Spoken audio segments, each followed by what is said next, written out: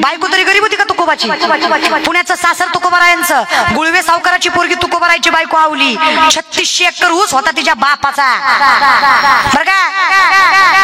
बनसरवड्याच्या बाया 3600 किती होता माय मागून आलेल्या. उशीर झाला ना, कीर्तनाचा मंडप असो, देवाचं दार असो, नाहीतर सामर्थ्य असो, जागा कुठंच मिळत नाही. त्यामुळे वेळ आहे तोपर्यंत येत जा. उशीर झाल्यावर जागा मिळत नाही, हे सगळ्यात मोठं सत्य. देवाच्या दारात जायला जरी उशीर झाला जागा मिळत, आणि कीर्तनात जरी उशीर झाला मग असं बघा मुडकं जातं तो वर महाराज बर का. संसारातली कामं सोडून जरा यायचं की नाही लवकर महाराज, बोलत सांगा खरंय की नाही. सामर्थ्य सांगते मी तुम्हाला. आणि माई तुम्ही येड्या नाही, लय ताकद आहे तुमच्या. हा तुकोबासाठी विठ्ठल आले यात काय नवल, आवलीसाठी सुद्धा आलेच की. बापाच्या घरी एवढी श्रीमंती, 1425 माणसं एका दिवशी हाताखाला तिच्या बापाच्या, तरी नवऱ्याच्या घरी मिठासोबत भाकरी खायची. कसं देव राखणार नाही, काय मन मोठं म्हणावं त्या बाईचं. तुकोबाला 2 पत्नी, रखमा आणि जिजा. तुम्ही लय हौसनं ऐकू नका, त्यांनी काय हौसनं केल्या नाही त्या. पहिली केली रखमा, तिला बाळ व्हाय ना म्हणून आई बापांना हात टाका तर दुसरी करायला लावली. पण बनसरवळेकर देवाचं गणित इतकं बेकार, दुसरी बायको केल्यावर दुसरीच्या आधी रखमाला लिकरू झालं. देव बी असला खतरनाक आहे, लय देव मजा घेतो महाराज बर का. रखमान जिजा 2 बायका होत्या. जिजाई नाव होतं त्यांचं, जिजाऊ, पण त्यांना आवली म्हणायचे. पण नाव होतं त्यांचं. लोक म्हणतात फटकळ आहे, पण तुकोबांच्या पत्नी सारख्या पत्नी भाग्य लागतं भेटायला. एवढी जागीरदाराची पोरगी तुकोबाला भाकरी दिल्याशिवाय भाकरी खात नव्हती. एका लुगड्यावर संसार केला तुकोबाचा, एका लुगड्यावर. एके दिवशी असं तुकोबांना भाकरी द्यायला चालल्या, पायात काटा मोडला त्यांच्या. शेतकरी ना तू, शेतकरी तुम्ही बसलेले थोडेफार शेतकरी का.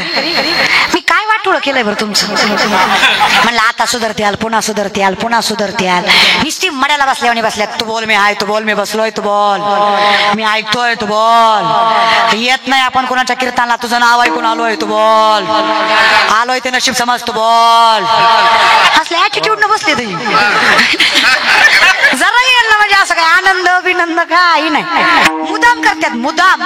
त्यांना माझी जिरवायची मुदाम करतात. हसू आलं तर हसत नाही, टाळी वाजवटली वाजवीत नाही, नुसता दाटकुल्यावाने बोल बोल मी बसलोय, बोल तू सांगते ते मला माहित आहे, तू बोल. मुदाम करतात त्याला, ती मुदाम करत. ती कीर्तनाला मित्राला म्हणणार लय पोरगी बोंबलत होती, लय ज्ञान शिकवित होती, आपल्याला येड्यात काढीत होती. ती जी सांगत होती आपल्याला सगळं आधीच माहित होतं. अरे हो पण मोठे म्हणून प्रोत्साहन तर दे. मुदाम. तुमचं कसं आहे दादा, एक पोरगा इष्टीत चढला, खाली उतरला, मोठ्या मोठ्यानं हसायला लागला. शेजारच्यानं विचारलं एवढा कशाचा आनंद झाला. ती म्हणला कंडक्टरला फसवलं. ती म्हणला कसं काय. मग म्हणला तिकीट काढलं गेलंच नाही. आयुष्य पश्याण्याला कळलं महाराज. अरे कंडक्टरच्या बापाचं काय गेलं येड्या, थोडा विचार बी करीत जण लगत बिया कराय आपली. आपलं कसं आहे, एक माणूस एका महाराजाकडे गेला, म्हणला वर्षात लिकरू झालं पाहिजे. खरं तर हाच विनोद आहे, पण मरू दे ना, हे कळलं पाहिजे ना महाराज.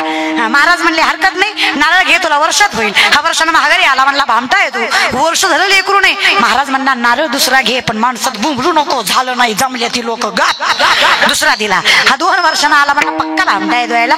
2दा नारळ घेतला, एकदा लेकरू नाही.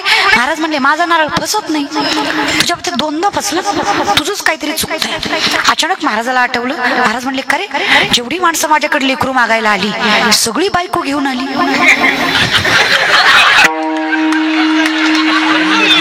आई शपथ, ज्याला कळलं ना सेन्स ऑफ ह्युमर खतरनाक आहे त्याचा, प्रेझन्स ऑफ माइंड नाद खोळा आहे त्याचा. तू 2दा एकटा झाला, तुझी बायको कडे ती म्हणला लग्न नाही झालं. किती नारळ दिला लेकरू होणार आहे. असली गत आहे तुमची. हा ना, भावे विनो भक्तीन, भक्ती विनो मुक्तीन, बळे विनो शक्ती, असली गत आहे महाराज. भावे विना देव नकळे निसंदेह, गुरुविना अनुभव कैसा कळे, भाव बळे आकळे ये रवी नाकळे, कर तरी आवळे तैसा हरी. देवाला मिठीत घेता यावं एवढं प्रेम देवावर असावं, तेव्हा कुठं देव मिळणार आहे दादा, हे की नाही. हे असं वरच्यावर कीर्तन ऐकून कुठं देव भेटत असतं. मन लावून ऐकत जा, हे की नाही. मुदाम करीत जाऊ नका. आणि कशाचा अहंकार करता दादा. काळी मात्र ज्ञान नाही, काळी मात्र अधिकार नाही आपल्याकडे, आणि काळी मात्र ताकदही नाही. नको चल या एवढी जागीरदार होते संत. तुकोबाची पत्नी तुकोबांना भाकरी द्यायला चालली, पायात काटा मोडला है ना. शेतकरी तुम्ही, शेतकऱ्याच्या पायात काटा मोडला, काही नवल शेतकरी तुम्ही असं कौतुकानं सांगत जा रे. To be proud of farmer. शेतकरी आहात स्वाभिमानाने सांगा. अरे बाकीचे थोड्या दिवसापुरती पद असली तरी स्वाभिमानानं सांगतात. अध्यक्ष, सचिव, चेअरमन, आमदार, माजी आमदार सांगतात ना, माजी सरपंच. आपण तर कौतुकानं सांगावं दादा. हा आयुष्याचा जुगार खेळून मातीमधनं सोनं पिकवायची ताकद ज्यावला देतंय, त्याच्या घरात कधीच भ्रष्टाचाराचा, तळतळाटाचा आणि लाचारीचा पैसा येत नाही. त्याला शेतकऱ्याचं घर म्हणायचं, कौतुकानं सांगायचं शेतकरी आहे. आणि स्वाभिमानानं सांगायचं, जेवढा जीव शेतकऱ्याचा पोटच्या लेकरावर आहे तेवढाच जीव त्याचा गोठ्यातल्या बैलावर सुद्धा आहे. जी जनावरात माणसातही फरक करत नाही इतका मोठ्या मनाचा बाप ज्याचा आहे त्याला शेतकरी म्हणायचं दादा. कौतुकानं सांगायचं. पण इमानदारीनं सांगा ना, व्यवहारिक विचार करूया. आर्मीत भरती होणारी पोरं शेतकऱ्याची का जागीरदाराची? शेतकऱ्याची. ज्याला मातीची जाण आहे तेच मातीसाठी जीव पणाला लावतं, कुठलीही लावित नाही दादा. वारकरी संप्रदायात स्वतःचं तारुण्य पणाला लावून व्यक्तिमत्वाचा त्याग करून संतांच्या वचनावर चालणारी पोरं शेतकऱ्याची का जागीरदाराची? शेतकऱ्याची. जागीरदाराचा कसा माळ घालीन आहे की नाही, त्याला ढाबा लागतो. आमची घालतात घालतात. वृद्धाश्रमात कोणाचं माय बाप? शेतकऱ्याचं का जागीरदाराचं? जागीरदाराचं. ती कुत्र्याचं नाक पुसतं, त्याला आईबाप नको वाटतं. अरे कौतुकाने सांगेल, तुम्ही पोरांना नावं ठेवता ना, आजही आमची शेतकऱ्याची पोरं स्वतःचं अस्तित्व पणाला लावतील, प्रामाणिकपणे कष्ट करतील, पण माय बापाचं स्वप्न पूर्ण करण्याचा अट्टहास करतील. कारण माहित आहे त्यांना माय बापाने कष्ट केलंय. माझ्या फाटक्या धोत्रावर ज्या बापानं संसार सांभाळला, फाटक्या पदरावर ज्या माईनं चुली फुकल्या, त्या आई बापाची स्वप्न पूर्ण करायला आमची पोरं जीवाचं पाणी करतात, पण माय बापाला वैभव निर्माण करतात. एवढी ताकद त्यांच्यात आहे. सगळीच पोरं वाईट नाहीत हो दादा. सप्त्यात कामं करणारी पोरच की, पत्रवाळ्या उचलणारी, पंक्ती वाढणारी, मंदिराची साफसफाई करणारी कोण हो? पोरच की. एखादा वाया गेला म्हणून सगळ्याला नाव ठेवू नका. निस्ती म्हातारी माणसं म्हणतात पोर वाया गेली, वाया गेली, वाया गेली. अरे का गेली? बिडी फुकू फुकू तुझी घोवाडा आत गेली म्हणून वाया गेली. फुगच थोडी गेली. जीव म्हातारा आपल्या दिसत नाही, आपल्याला चालवत नाही, बोलवत नाही, मारुतीच्या मंदिरात भजन करीत नाही, पते चाळीतो. ब्रह्मचारी मारुतीला राणी दाखवतो. ही गुणाच. फक्त पोरच वाया गेली. आता या म्हाताऱ्या बायका स्वतः दारात बसून आजकालच्या काय पुरी येतोय, ह्यांना काय लाज येतोय, आमच्या जमान्यात नव्हतं माय असो, आम्ही किती इज्जतीनं खाल्लो, किती कष्ट केलं, ह्यांना काय झळय, सगळं आयतं भेटलं होय ग माय. पण आता काय करती? आता मिसरी चुळती.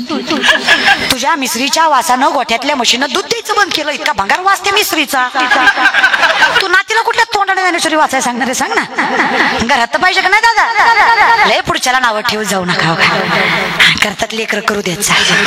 तुम्ही करू तर द्या, हे तर मोठा प्रॉब्लेम आहे. करू तर देत जा. या विषयाकडे शेतकरी, शेतकऱ्याच्या पायात काटा मोडला. नवल नाही मोडतोच. शेतकऱ्याच्या पायात काटा मोडला. शेतकरी काटा बघायला पाण्याने पाय स्वच्छ करतो का? घाई असेल तर काय लावतो? लाजू नका, सगळे थुकाच लावतात. इथे काय हायजीन मेंटेन करायचं नसतं, थुकाच लावायचं असतं.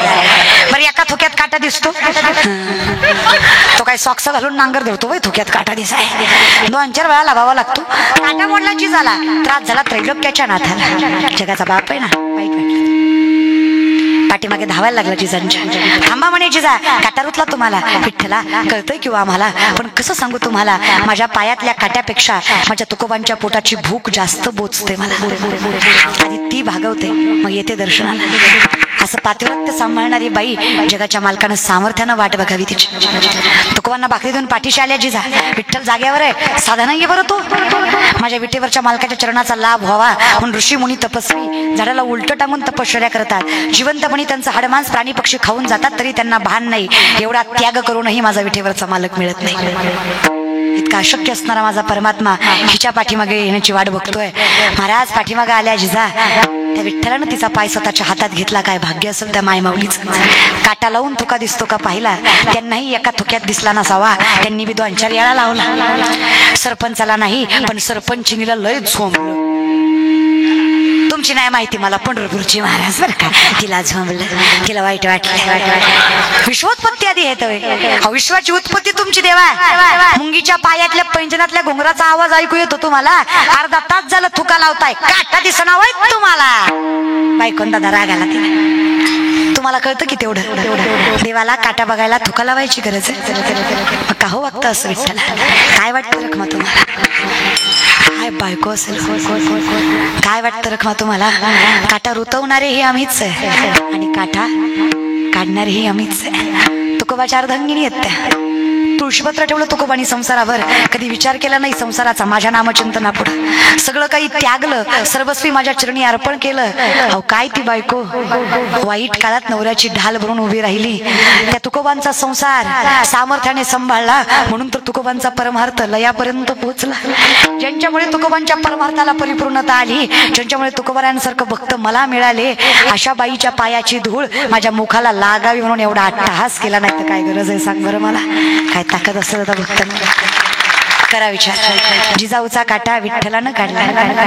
मनसरळीकर, जिजाऊचा काटा विठ्ठलानं काढला. तुमचा आमचा काटा लोकांनीच काढला. आपलं गारणं काय देवापर्यंत. आपल्याला भावकीण लोकच पुरेशी. लय अवघड लोक असतात. जाऊ द्या लोकच. मग काय, नारदांनी मासोळी बघितली आणि बायको करायची इच्छा झाली. लक्षात आहे ना? ते आपण सासू सांगत होतो ना महाराज बरं का. तर ती सासू सांगता सांगता लेक मधीच आली महाराज बरं का. काय सांगायचं तुम्हाला? बायको करायची. नारद गेले देवाकडे, तेव्हा बायको. देव म्हणले कर ना मग. तू दे. मी म्हणून मी कुठून देऊ आता? तुला 16,108 आहे, 2-4 दे मला. हे असं सासू लागली की असं म्हणतोय माणूस महाराज बरं का. हा साधी नाही ती सासू. तिचा नाद लागला की बेकार काम दादा. येडे अरे शाने शाने येडे झाले. काय सांगायचं तुम्हाला? आयुष्यभर भक्तीसूत्र सांगणारे नारद देवाकडे बायको मागतात. देव नाही म्हणत. आणि जे डोक्यात आहे ना तुमच्या 16,108 वगैरे, ते नीट लक्षात घेत जा. 16,100 पोरी कंसाच्या कारावासात आहेत. तुम्ही भगवंताकडे याचना केली, तेव्हा पोरी येत आम्ही परपुरुषाच्या छायेत राहून आलो. कोण पवित्र समजणार आहे आम्हाला? आणि आमच्या पावित्र्याची पावती द्यायची तरी कशी जगाला? अरे बाईचं आयुष्य आहे. बाईनं जगता आलं तर स्वाभिमानाने जगावं, नाहीतर कलंकित आयुष्य जगण्यापेक्षा मरण पत्करावं. तिला बाई म्हणायचं कशाला देवा जगायचं? अरे लोकांनी वाईट बोलावं, आम्ही त्यांना तोंडही द्यायची ताकद ठेवू नये, असं जगण्यापेक्षा मेलेलं बरं ना रे देवा. चूक नसताना की रे, चूक असती तर एखाद्या वेळेस माफी मागून सांगितलंही असतं जगाला. पण चूक नाहीये देवा. परमात्म्यानं सांगावं तुमचं हरण त्याने केलं, चूक तुमची नाहीये. तुमची चूक नसताना तुम्ही कशाला देहांत प्रायश्चित्त देताय? चूक असेल तर प्रायश्चित्त करा ना. चूक नाहीये तर कशाला करताय? आणि चूक नसताना जर भक्तावर अन्याय होत असेल तर मी विठेवरचा मालक कसा? मी जगत व्यापक कसा? मी परमात्मा कसा? विचारलं तुम्हाला कोणी कोण तुम्ही? ओरडून सांगा जगाला. भगवान श्रीकृष्णाच्या अर्धांगिनी आम्ही. प्रत्येक मुलीला स्वाभिमान जगता यावं म्हणून कृष्णानं स्वतःचं नाव लावण्याचा अधिकार दिला. कौतुक वाटतं मला माझ्या देवाचं आणि माझ्या धर्माचं. त्यातल्या एकाही मुलीला माझ्या कृष्णानं स्पर्शही केला नाही. तो परमात्मा आहे माझा. भोग भोगोनी ब्रह्मचारी, नवल केवडे केवडे नकळे, तुका मने नटधारी. लक्षात ठेवा देव आहे तो. म्हणजे बायका बिका म्हणता ना, 8 बायका देवाकडे आल्या, देवानं केल्या. मग ती सत्यभामा असू द्या, ती रुक्मिणी असू द्या, आलेल्या बायका आहेत त्या देवाकडे. त्यांनी प्रेम केलं, त्यांनी भक्ती केली म्हणून देवानं स्वीकारलं. 16,106 घरं फिरले नारद. एकही जागा अशी नाही जिथं देव नाही. कारण एकही जागा अशी नाही जिथं देव नाही. सर्वा घटी राम भरला घनदाट, जिचे तिचे भूत तेथे मानी जे भगवंत.